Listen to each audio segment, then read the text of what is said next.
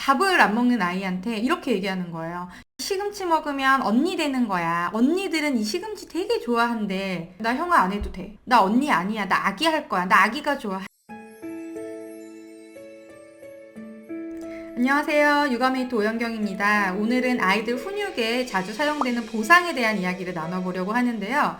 이 보상은 적절하게 사용이 되면 아이들의 행동을 긍정적으로 이끌어내는데 굉장히 중요한 역할을 하지만 잘못 사용됐을 때는 오히려 보상이 없어지며 그 행동을 하지 않는 등 어떤 역효과가 나게 됩니다. 그래서 이것을 잘 사용해야 되는데 먼저 보상에는 어떤 종류가 있는지부터 알아볼게요. 보상은 외적 보상과 내적 보상으로 나뉘어집니다.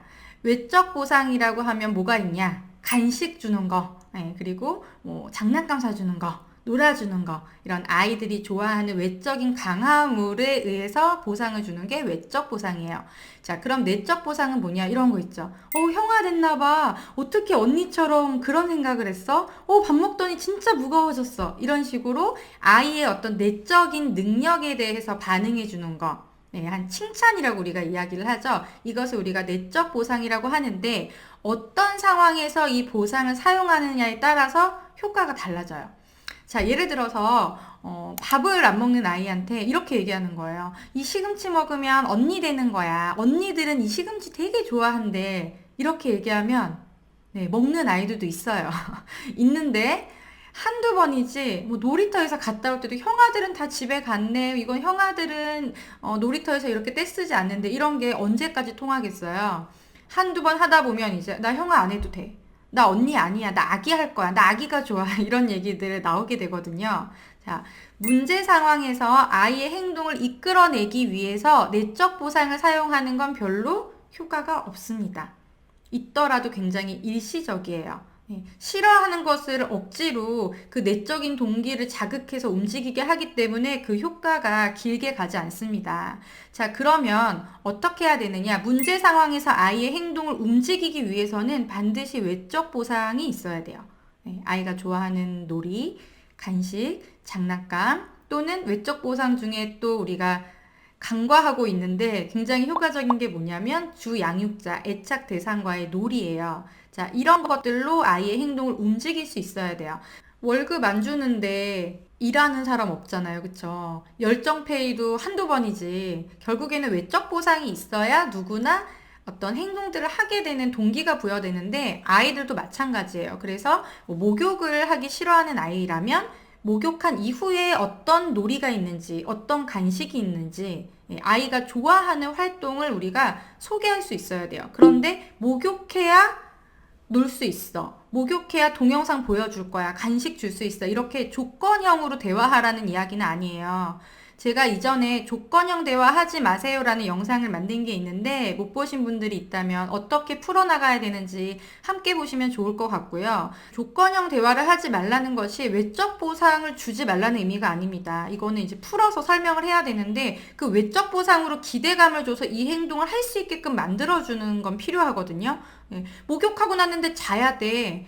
밥 먹고 났는데 간식도 없어. 그러면 밥 먹으면서도 즐겁지가 않겠죠. 목욕하면서도 즐겁지가 않아요. 그리고 하러 가기까지도 너무 힘들고, 밥 먹으러 가는 거, 목욕하러 가는 거 힘들어요. 우리가 뭐 여행 계획이 잡혀 있어야 회사에서 일하는 것도 좀 즐거운 거잖아요. 금요일이 더 즐거운 이유가 뭐예요? 토요일, 일요일이 있기 때문이잖아요. 이제 그런 것들을 우리가 만들어줘야 된다는 거죠. 그래서 아이의 문제 행동을 이끌어낼 때는 외적 보상을 강조해 줍니다.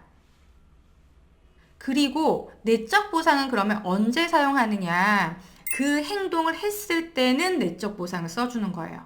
자, 예를 들어서 아까 시금치 얘기했죠? 시금치 안 먹는 아이한테 내적 보상을 강조하면서 언니 되는 거야, 형아 되는 거야 이러면서 먹일 수는 없다는 거예요. 내적 보상은 언제? 간식을 먹을 때 해주는 거예요.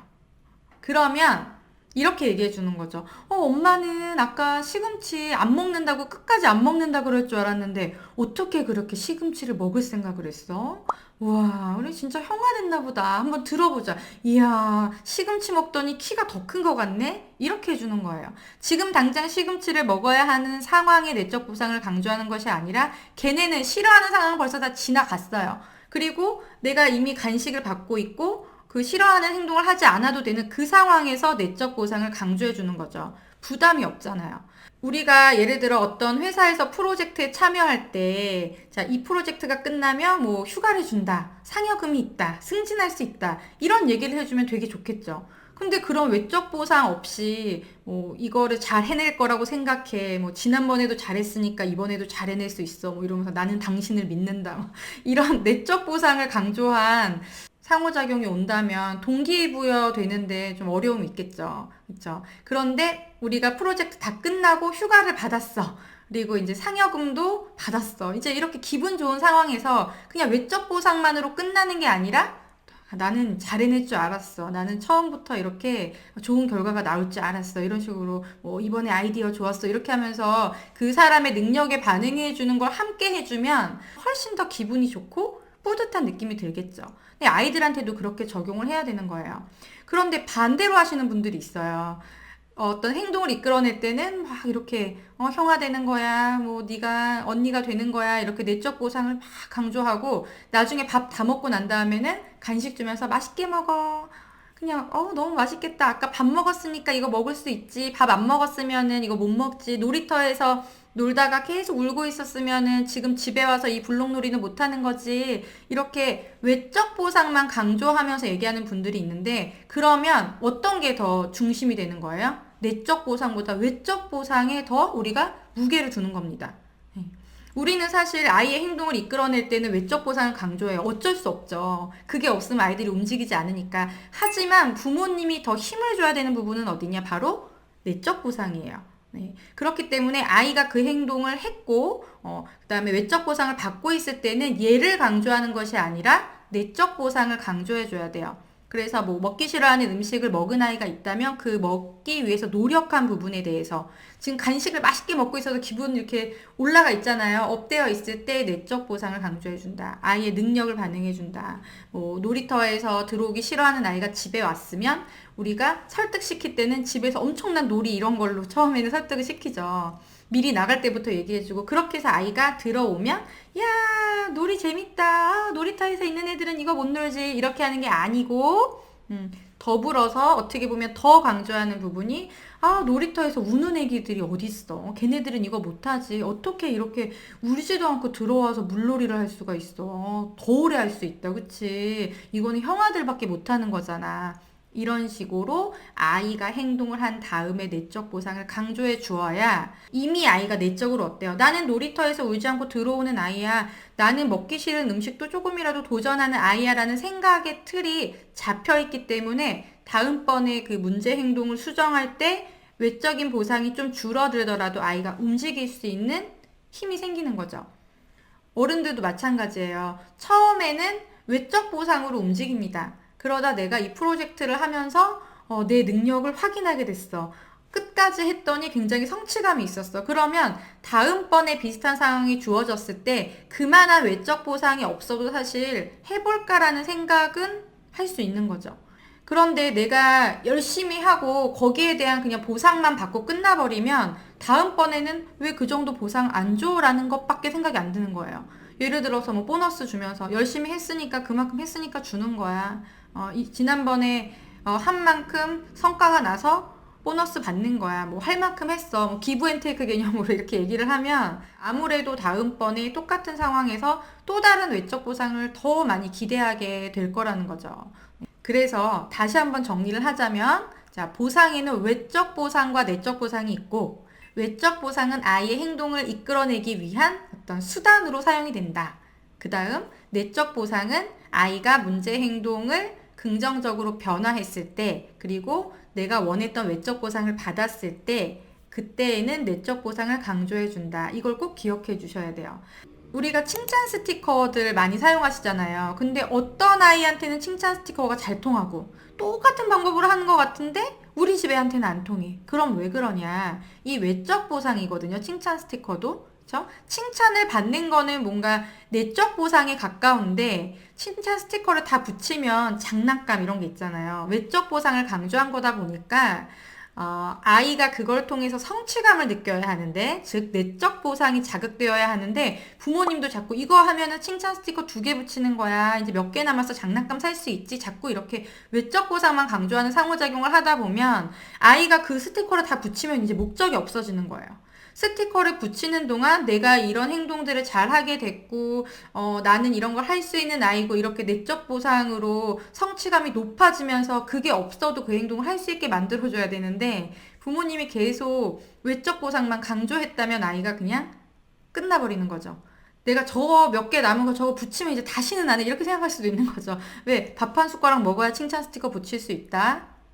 이거 다 안 먹으면 칭찬 스티커 못 붙여. 동생한테 양보 안 해주면 칭찬 스티커 못 붙여. 이렇게 처벌의 개념으로 가기 때문에 그래요. 이 외적 보상을 사용할 때 긍정적인 요소, 이걸 하면 너한테 더 좋은 일이 생겨로 접근을 해야 되는데 반대로 그 외적 보상을 철회하는 처벌의 개념을 가지고 사용을 한다면 그 문제 행동을 하기 전에 내적 보상이 아닌 외적 보상만 강조한 이야기를 하더라도 완전히 반대로 가는 거죠. 그쵸?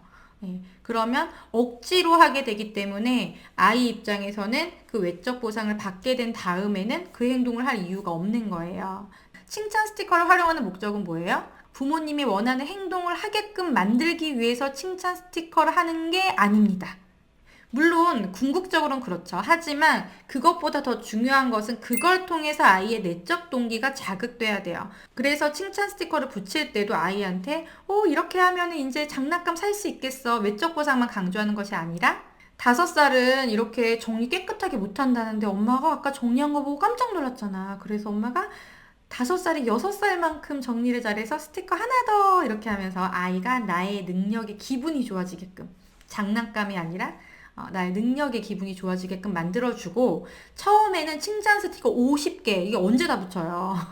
그래서 처음에는 칭찬 스티커 한 10개 이 정도로 하고 저희가 이제 솔루션을 할 때도 아이가 많이 붙이고 싶어 할 수도 있잖아요. 그럴 때는 뭐 50개다 그러면 여러 번 붙이게 해주는 거예요. 그러면 부모님들은 걱정되죠. 계속 칭찬 스티커 붙여달라고 하면 어떡하지? 뭐 하루에 이걸 다 붙인다고 하면 어떡하지? 뭐 이런 걱정들 하시는데 아이가 너무 많이 붙이고 싶어 한다면 한계 설정에 들어가면 됩니다. 많이 붙일 수 있어. 하루에 10개도 붙일 수 있어. 그런데 그만큼 그러면 스티커 붙이는 숫자는 많아져야 돼. 우리 10개만 가지고 하루에 하나씩 붙이기로 할까? 아니면은 50개, 100개 만들어 놓고 하루에 4개, 5개, 6개 이렇게 붙일까?